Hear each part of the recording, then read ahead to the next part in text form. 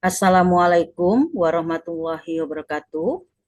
Perkenalkan, nama saya Nurimani MPD, dosen program studi pendidikan matematika di Sekolah Tinggi Keguruan Ilmu Pendidikan Kusuma Negara. Dalam kesempatan ini, izinkan saya menyampaikan pernyataan diri dosen dalam unjuk kerja Tridharma Perguruan Tinggi atau PDD UKT PT. Tujuan saya menyampaikan pernyataan diri ini sebagai salah satu syarat untuk sertifikasi dosen tahun 2025. Saya dosen di STKIP Kusuma Negara mengampu mata kuliah Statistika Pendidikan Matematika. Dalam kesempatan ini, saya ingin memaparkan terkait mata kuliah Statistika Pendidikan Matematika, yaitu deskripsi mata kuliah, capaian pembelajaran mata kuliah atau CPMK, materi Statistika Pendidikan Matematika, referensi, komponen dan bobot penilaian, serta kriteria penilaian.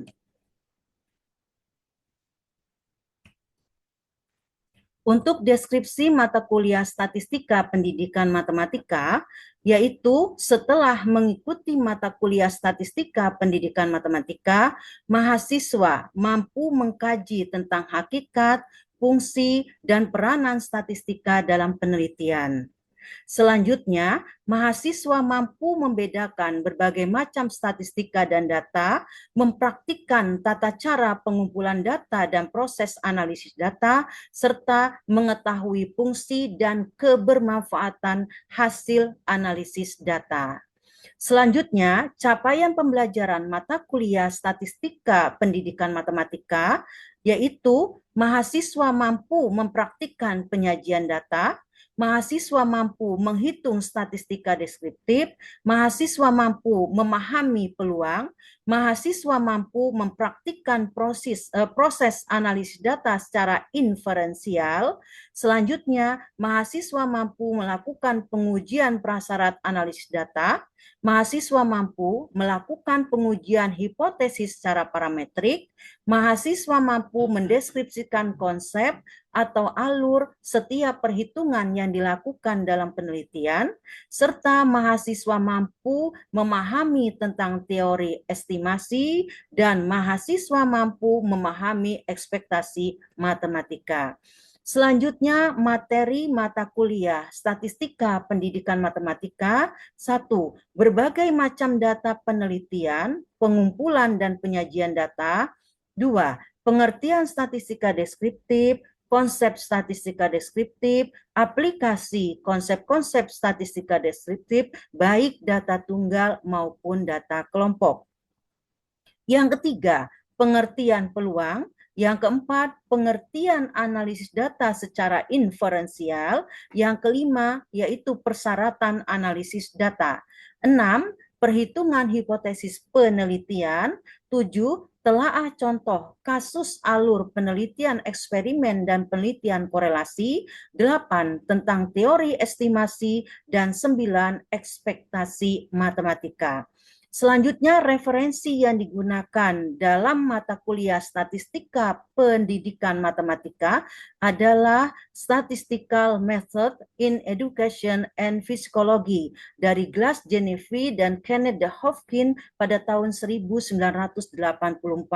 Kemudian Kerlinger dan Fezazur Izzy pada tahun 1986, Multiple Regression in Behavior Research. Selanjutnya, The Analysis of Variance oleh John Wayland dan Son di New York. Kemudian Sugiono pada tahun 2007, Statistika untuk Penelitian, dan Edi Riyadi pada tahun 2014, Metode Statistika Parametrik dan Non-Parametrik. Selanjutnya adalah komponen dan bobot penilaian. Kehadiran mahasiswa 10%, tugas 15%, pengamatan dosen 15%, untuk presentasi 10%, ujian tengah semester atau UTS 20%, dan ujian akhir semester 30%. Jumlah total adalah 100%. Kemudian untuk kriteria penilaian. Untuk skala 86 sampai 100 nilai A dengan bobot 4,00, skala 81 sampai 85 nilai A- dengan bobot 3,67, skala 76 sampai 80 nilai B+ dengan bobot 3,33, skala 71 sampai 75 nilai B dengan bobot 3,00. 66 sampai 70 nilai B- dengan bobot 2,67. Selanjutnya 61 sampai 65 nilai C+ dengan bobot 2,33. Skala 56 sampai 60 nilai C dengan bobot 2,00, skala 41 sampai 55 nilai D dengan bobot 1,00, dan yang terakhir skala 0 sampai 40 nilai E dengan bobot 0,00. Demikian yang bisa saya sampaikan. Selanjutnya adalah cuplikan video pembelajaran untuk CPMK, prasyarat analisis data. Terima kasih. Wassalamualaikum warahmatullahi wabarakatuh. Assalamualaikum warahmatullahi wabarakatuh. Waalaikumsalam warahmatullahi wabarakatuh. Ya, selamat sore, salam sehat ya teman-teman mahasiswa. Baiklah, dalam kesempatan ini kita akan mempelajari tentang uji prasyarat analisis data. Jadi sudah Ibu jelaskan sebelumnya bahwa jenis penelitian itu dibagi menjadi dua, penelitian kualitatif dan jenis penelitian kuantitatif ya. Ulangi ya, ada penelitian kualitatif, ada penelitian kuantitatif. Nah, kalau bicara tentang penelitian kuantitatif sudah Ibu jelaskan pertemuan yang lalu, yaitu contohnya adalah penelitian yang terkait dengan korelasi atau hubungan ya, kemudian eksperimen, perbedaan atau pengaruh. Oke, nah ini uji prasyaratnya apa saja akan kita pelajari di pertemuan ini. Oke, apa tujuan kita atau CPMK seperti apa mata kuliah statistika yang terkait dengan uji normalitas? Yang pertama, setelah mengikuti mata kuliah ini, mahasiswa mampu mengkaji tentang hakikat, fungsi, dan peranan statistika dalam pendidikan atau penelitian. Kemudian yang kedua, mahasiswa mampu mempraktikkan tata cara pengumpulan data, proses analisis data, serta mengetahui fungsi dan kebermanfaatan hasil analisis data. Nah, yang kita pelajari fokus proses analisis data. Oke, statistika kan dibagi menjadi dua ya, ada statistika deskriptif dan ada statistika inferensial. Nah, yang kita pelajari sekarang adalah statistika inferensial, masuk dalam proses analisis data. Untuk CPMK-nya apa? Di sini, mahasiswa mampu mempraktikkan uji normalitas, maksudnya untuk menghitung uji normalitas dan untuk menghitung uji homogenitas. Ulangi, mahasiswa mampu untuk mempraktekkan uji normalitas dan uji homogenitas. Sebenarnya ada satu lagi yaitu uji prasyarat yang lainnya, yaitu uji regresi linier. Namun untuk kesempatan ini kita bahas dua ya. Mudah-mudahan waktunya bisa tercukupi.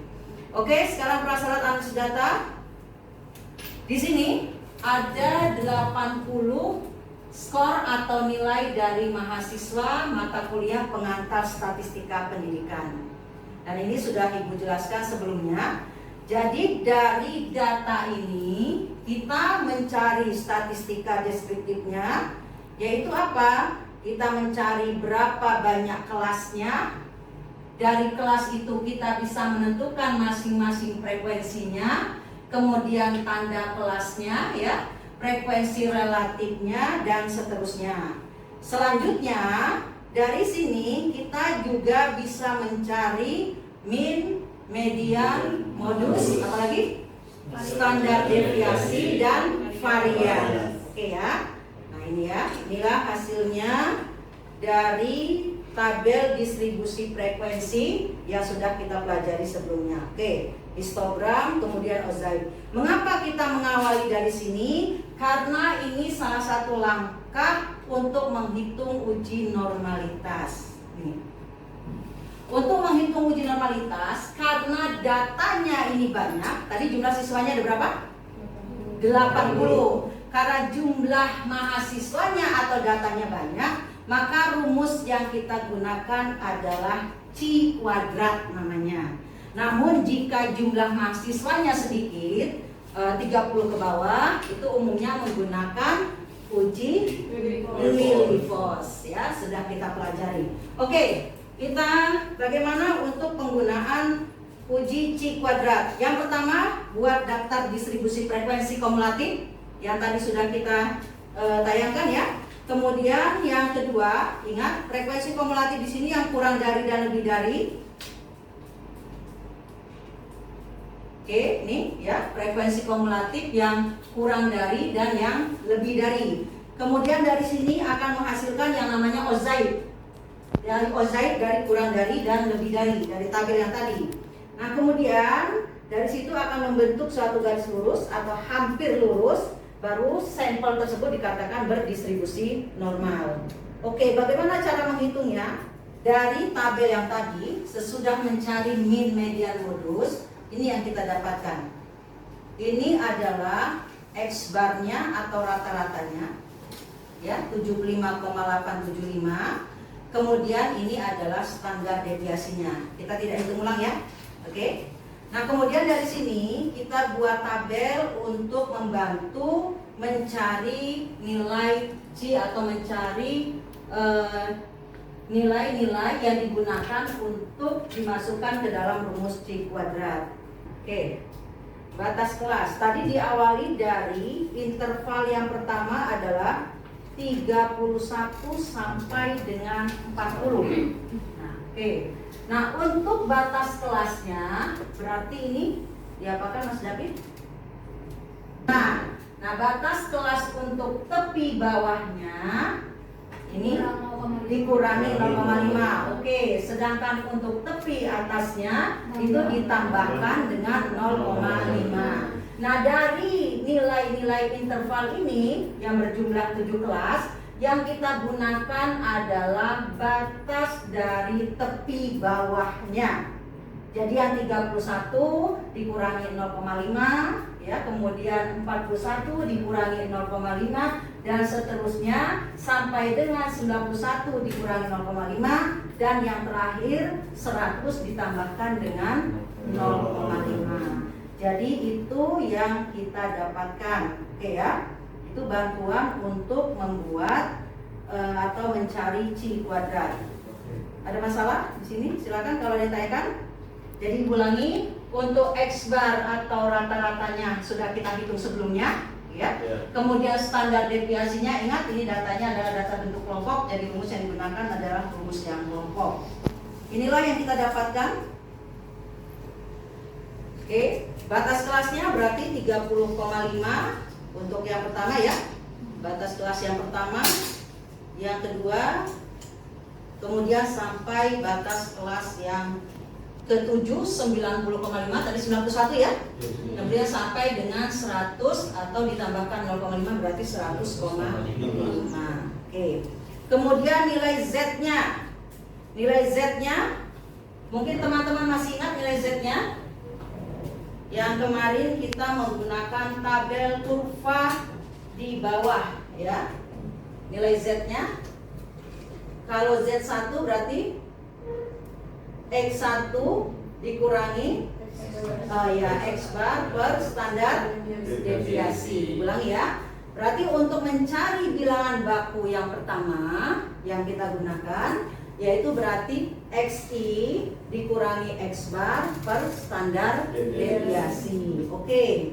XI yang pertama berarti 30,5 dikurangi X barnya. Tadi sudah kita cari di atas X barnya. Dia berapa tadi X barnya? Ya, 75,8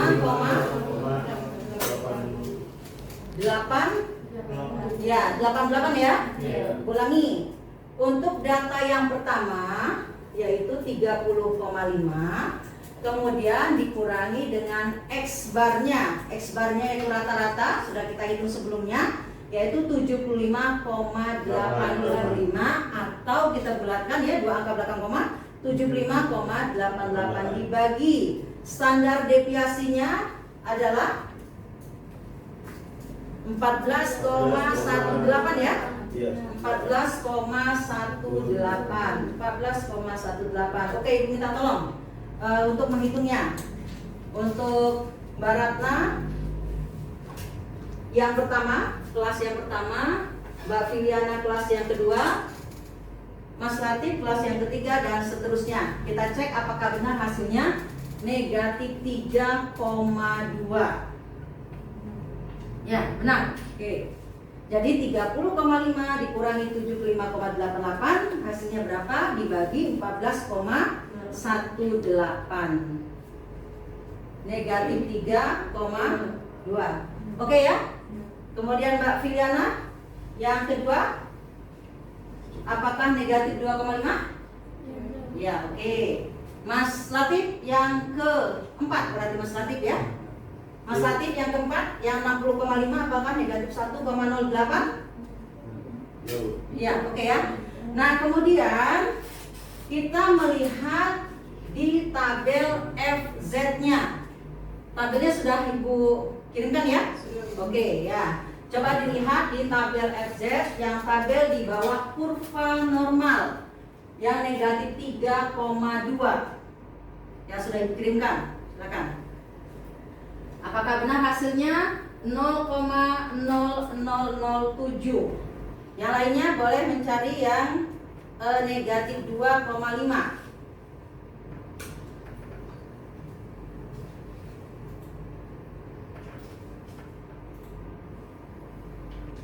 Tabelnya sudah Ibu kirim ya, jadi tidak usah Ibu tayangkan ya. Oke. Ini sama persis ketika teman-teman mencari dengan menggunakan Lilifos. Ya, sama persis. Ya, oke ya? Ya, sip. Kemudian Mas Latif yang negatif 2,5 gimana? Benar hasilnya 0,002? Oh iya Bu. Ya, yang negatif 2,5 hasilnya 0,062? Ya, oke ya? Baik. Nah, sesudah kita mencari tabel FZ, kita mencari luas tiap kelas interval. Oke, kita lihat nih. Nah ya, dengan uji C kuadrat, tadi data sampel dikelompokkan sudah ya. Kemudian menentukan nilai Z-nya. Ada masalah menentukan nilai Z? Oke, rumusnya sudah ada tadi, XI dikurangi X bar per standar deviasi, sudah kita cari. Kemudian mencari dimasukkan ke dalam atau mencari tabel FZ-nya ya, atau berdasarkan tabel FZ, nah, atau tabel Z sama saja. Nah, selanjutnya hitung besar peluang untuk masing-masing kelas interval sebagai selisih luas dari C. Ulangi, hitung besar peluang untuk masing-masing kelas interval sebagai selisih luas dari C. Nah, kira-kira yang mana nih? Luas tiap kelas sebagai selisih dari tiap-tiap interval. Di sini 0,0055. Ya, kira-kira dari mana? Selisihnya tiap kelas interval.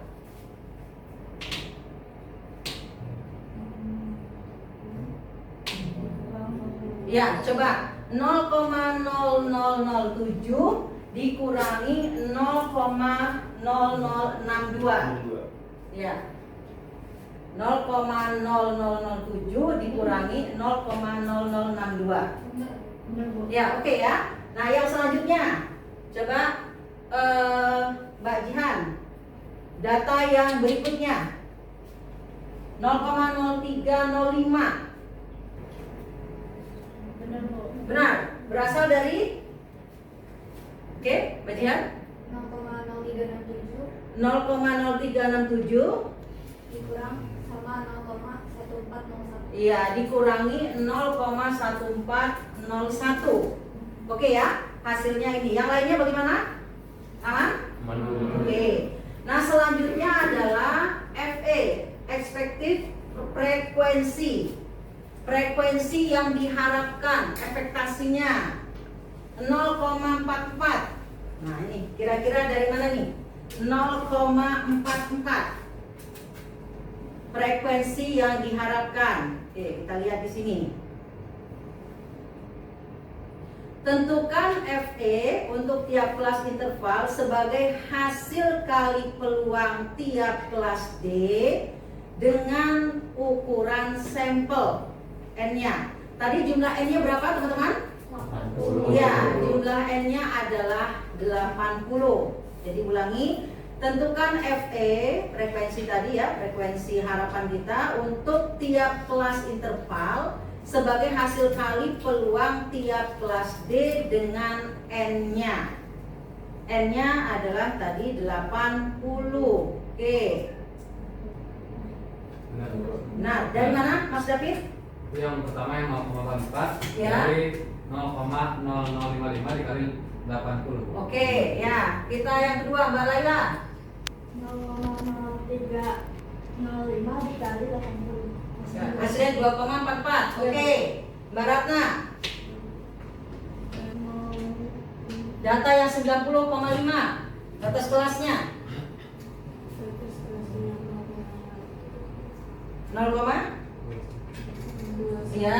Oke. 0,2192 dikalikan dengan 80. Oke ya. Hasilnya adalah 17,54. Nah, kemudian yang terakhir adalah FO, frekuensi dari observednya, artinya frekuensi absolutnya. Jadi sebelumnya kan kita sudah mendata atau membuat tabel distribusi frekuensi. Nih tabelnya ya. Oke. Tabel distribusi frekuensi untuk interval 1 31 sampai 40 dan seterusnya. Oke ya. Nah, selanjutnya dari data interval ini kita sudah menentukan frekuensinya. Contoh 31 sampai 40 yang mendapatkan skor atau nilai 31 sampai 40 ada 2 siswa. 41 sampai 50 ada 3 siswa dan seterusnya. Sampai kalau di total adalah jumlah siswanya 80. Maka inilah frekuensi aslinya atau frekuensi absolut atau frekuensi observed ya tadi ya. Nah, inilah. Oke, jadi frekuensi asli yang diperoleh berdasarkan dari data interval atau kelas interval. Mana? Jadi sama dengan FA ya. FA ini nama lainnya adalah frekuensi absolut, sama saja. Cuman namanya saja yang berbeda, tapi insya Allah sama pengertiannya. Oke ya. Maka kita dapatkan ini frekuensi absolutnya atau absolutnya dan jumlahnya pasti ketika di total adalah jumlahnya 80. Oke, sampai sini silakan kalau ada yang ingin ditanyakan sebelum kita masukkan ke rumus C kuadrat. Jadi ulangi, untuk data yang banyak mencari uji normalitasnya menggunakan uji C kuadrat. Nah, data yang waktu itu sudah kita pelajari di bab penyajian data sebenarnya ya. Oke, yang terkait penyajian data, yang datanya jumlahnya adalah ini ya, 80. Nah, kita cari. Nah, ini ya. Kita cari atau kita membuat daftar distribusi frekuensi dengan menggunakan rumus Sturges dan seterusnya sehingga mendapatkan data ini atau tabel distribusi frekuensi. Oke. Dari sini kemudian kita buat dalam bentuk ozaidnya. Dari ozaid inilah maka kita bantuan dari sini kita bisa menggunakan rumus C kuadrat. Nah, caranya sudah dituliskan di sini. Oke, silakan kalau ada yang ingin ditanyakan sebelum kita masukkan ke rumusnya.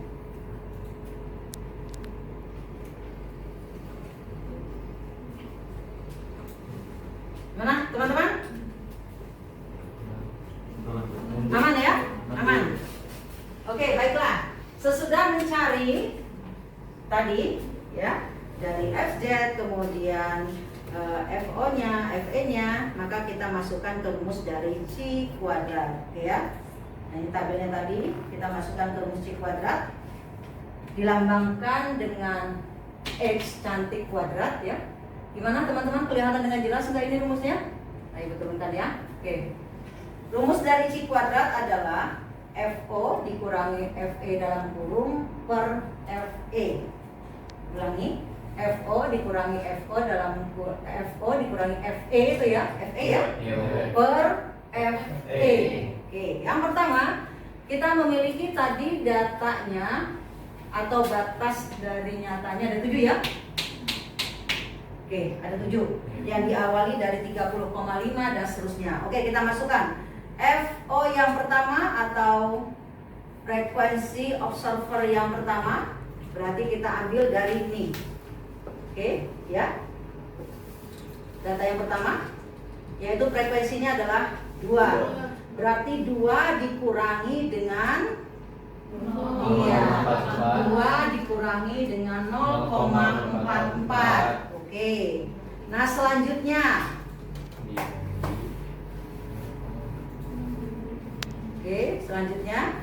ditambah ya, ditambah dengan yang berikutnya, berarti yang kedua 3 dikurangi 2,44. Oke. Kemudian 5 dikurangi 8,7. Oke. Ditambah lagi 14 dikurangi 16,95 ya. Nah, selanjutnya ditambah oke. Ya. 22,18. Oke, lanjut. Ditambah 20 dikurang 17,54. Kemudian Ditambah 12 dikurang 8,85. iya, oke. Nah, inilah. Jangan lupa kuadrat ya. Jadi 2 dikurangi 0,44 dalam kurung kuadrat dibagi FE-nya ya, jangan lupa. Jadi ulangi, yang tadi yang disebutkan kita tuliskan 2 dikurangi 0,44 dalam kurung kuadrat per 0,44 ditambahkan yang kedua sama ya, jangan lupa kuadratnya. Yang ketiga, kemudian keempat sampai data yang terakhir yaitu 12 dikurangi 8,85 dalam kurung kuadrat per FE-nya yaitu 8,85. Oke, sampai sini ada yang mau tanyakan? Udah ya? Nah, ibu minta tolong coba dihitung 2 dikurangi 0,44 kemudian dikuadratkan ya Mas David. Kemudian Mas Latif yang kedua, Mbak Ratna yang ketiga, Mbak Novelita yang keempat, Mas Devin yang kelima, kemudian Mbak Elis yang keenam, Mas Niko yang terakhir, yang ketujuh. Langsung dikuadratkan ya. Jadi 2 dikurangi 0,44 dalam kurung kuadrat, hasilnya berapa dibagi dengan 0,44. Oke, apakah 5,53? Sesuai. Ya, sesuai. Sip. Yang kedua, berarti 3 dikurangi 2,44 dalam kurung dikuadratkan dibagi 2,44. Oke, benar? Ya, sip. Makasih Mbak Laila. Yang selanjutnya, data yang ketiga.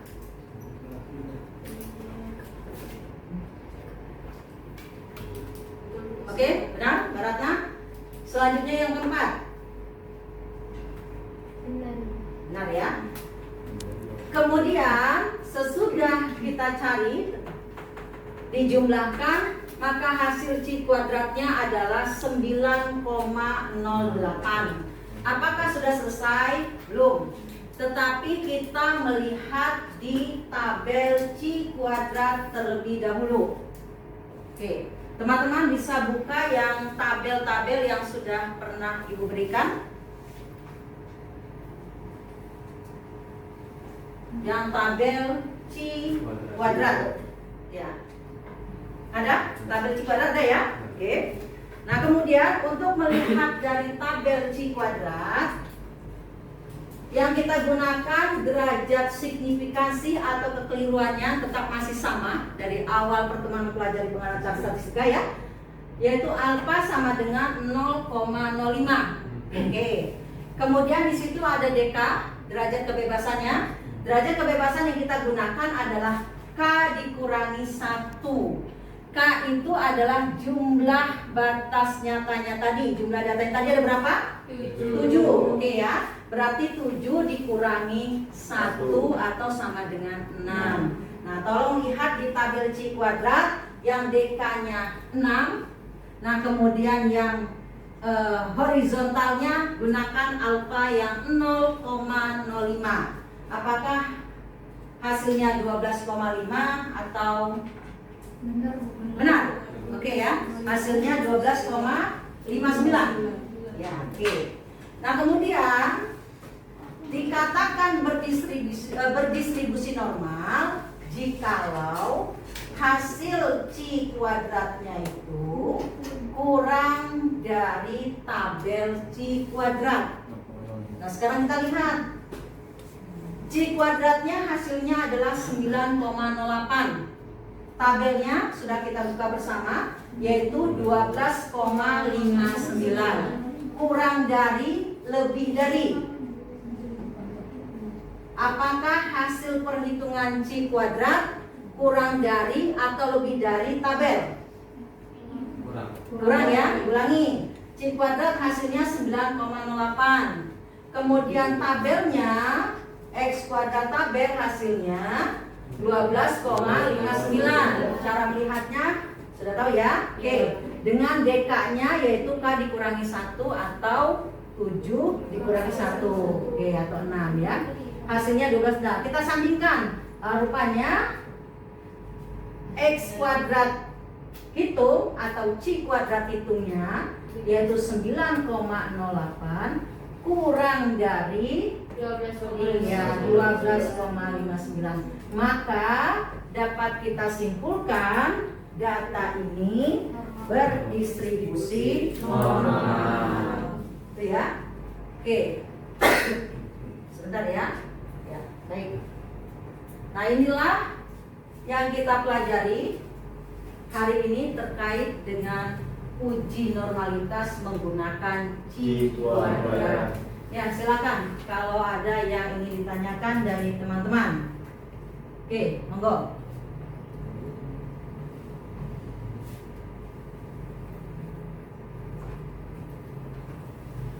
Ya, silakan Mas David.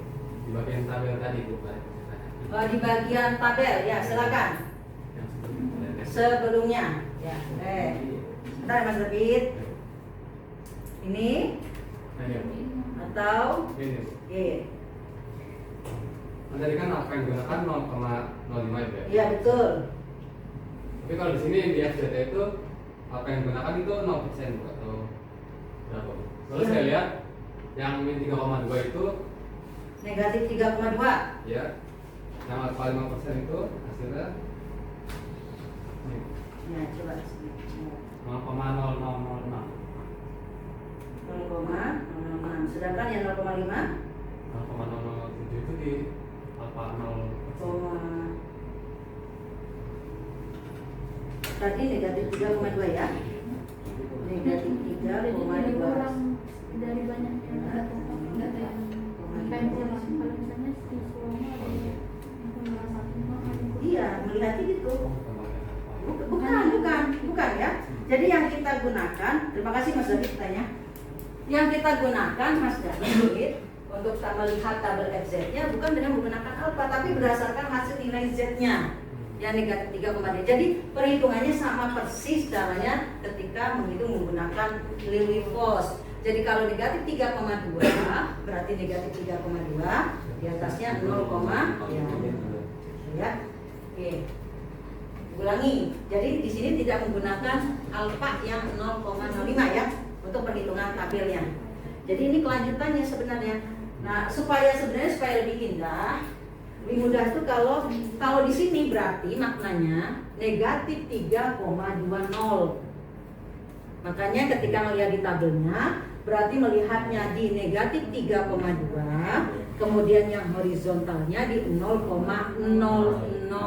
Itu melihatnya ya. Oke. Nah, kalau umpamanya negatif 1,08 berarti di tabel Z-nya, FZ-nya Nah, kita melihatnya di negatif 1,0 itu yang secara vertikal, horizontalnya di 0,08.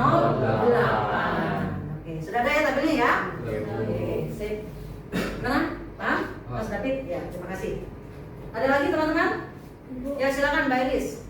mau mastiin Bu. Ya, Kan tadi kita pakai rumus Q kuadratnya itu sebanyak 7 kali ya Bu, ngikutin frekuensi absolutnya Bu. sebanyak. Oke. Jadi maksudnya sebanyak 7 kali itu. Karena ada 7 data. Iya, oke, karena jumlah dari batas kelasnya itu jadi sigma ya. Jadi sigma kan rumusnya C kuadrat sama dengan tadi teman-teman, C kuadrat sama dengan sigma FE dikurangi FO kuadrat per FE. Ya ini ya. Oke. Jadi FE dikurangi. Nah, ini FE-nya ini disesuaikan dengan batas kelasnya. Batas kelasnya kita punya 7 kelas interval kan ya? Oke. Ingat yang diambil batas kelas tepi bawahnya. Kan sebenarnya data awal kan kalau kelas interval yang pertama 31 sampai 40 ya? Oke. Nah, 31 ini dinamakan dengan tepi bawah dan 40 dinamakan dengan tepi atasnya ya. Oke. Nah, kemudian untuk batas nyata tepi bawah berarti dikurangi 0,5. Nah, sedangkan yang tepi atas berarti ditambahkan dengan 0,5. Gitu ya Mbak Iris ya. Jadi dijumlahkan dari batas kelas yang kita punya. Kebetulan ada banyaknya 7 ya kelasnya. Oke. Iya. Gimana? Bu, Ya. itu tadi rumusnya FO dikurang FE Bu, bukan FE Oh, dikurang FO. ya. FO Dikurangi dikurangi FE per FE ya? Iya. Oke, ya. Ya, terima kasih, luar biasa ini ya. Maka Ibu tanya nih, FE apa FO? Oke, ulang ya. Jadi rumusnya itu sigma penjumlahan FO dikurangi FE dalam kurung kuadrat per FE. Ya, sip. Ya, ada lagi? Silakan yang mau ditanyakan terkait dengan uji normalitas. Nah, ini baik penelitiannya yang besok teman-teman ambil yang tentang korelasi maupun eksperimen ya. Eksperimennya bisa perbedaan, bisa pengaruh, pasti menggunakan uji prasyaratnya adalah uji normalitas. Nah, kemudian kalau kita mengambil judulnya eksperimen gimana Bu? Apakah menggunakan regresi linier? Tidak. Tapi ada yang kita gunakan adalah ini. Sesudah ini berdistribusi normal menggunakan C kuadrat data ini, maka kita lanjutkan dengan uji Bartlett namanya, uji homogenitas dengan menggunakan uji Bartlett. Mengapa menggunakan uji Bartlett? Karena data yang kita punya itu bisa dikelompokkan lebih dari 2 kelompok atau datanya lebih banyak. Namun, Bu, bagaimana kalau saya punya datanya hanya 30 atau di bawah 30? Ya, tidak harus menggunakan uji Bartlett. Iya, menggunakan uji F atau uji Fisher. Jadi, teman-teman besok ketika mengambil judul skripsinya tentang kuantitatif, sudah punya gambaran. Uji prasyarat datanya jika menggunakan korelasi berarti uji normalitas dan uji linearitas. Kalau korelasi ya. Nah, sedangkan kalau mengambil judulnya depannya eksperimen, hubungan, pengaruh maksudnya ya, eksperimen, perbedaan atau pengaruh, maka menggunakan yang pertama uji normalitas, yang kedua uji homogenitas. Banyak sedikitnya sampel atau kelas penelitian ya, kelas siswa yang kita teliti, maka ini tergantung dengan uji yang kita gunakan. Kalau normalitas berarti menggunakan C kuadrat. Kalau homogenitas berarti menggunakan ujinya uji Bartlett. Ya, oke. Baiklah, teman-teman. Bagaimana? Cukup pertemuan hari ini? Ya, cukup ya. Jadi hari ini kita fokuskan ke uji normalitas dengan rumus C kuadrat. Insya Allah pertemuan berikutnya kita lanjutkan dengan uji homogenitas ya, untuk melihat kesamaan variansnya. Cukup ya? Ntar Ibu akan berikan tugas. Mohon maaf lahir batin, Ibu akhiri. Wassalamualaikum warahmatullahi wabarakatuh. Selamat siang. Waalaikumsalam warahmatullahi wabarakatuh. Terima kasih.